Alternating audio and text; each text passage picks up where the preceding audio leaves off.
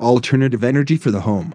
The trend toward homes that are powered by alternative energy sources, ranging from wind turbines and solar collection cells to hydrogen fuel cells and biomass gases, is one that needs to continue into the 21st century and beyond.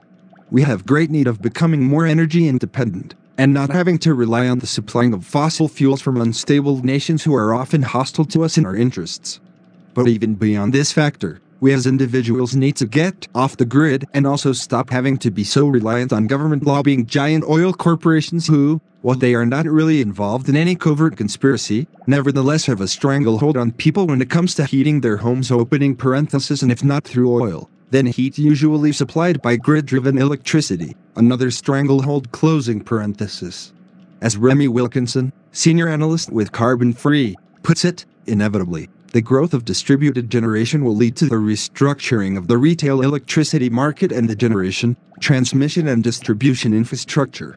The power providers may have to diversify their business to make up for revenues lost through household energy microgeneration. She is referring to the conclusions by a group of UK analysts, herself included among them, who call themselves Carbon Free. Carbon Free has been studying the ever-growing trend toward alternative energy using homes in England and the West. This trend is being driven by ever more government recommendation and sometimes backing of alternative energy research and development, the rising cost of oil and other fossil fuels, concern about environmental degradation, and desires to be energy independent.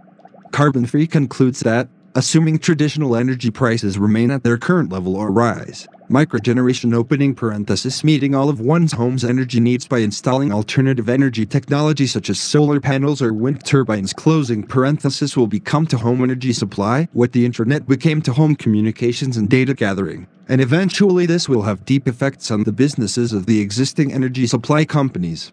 Carbon Free's analyses also show that energy companies themselves have jumped in on the game and seek to leverage microgeneration to their own advantage for opening up new markets for themselves.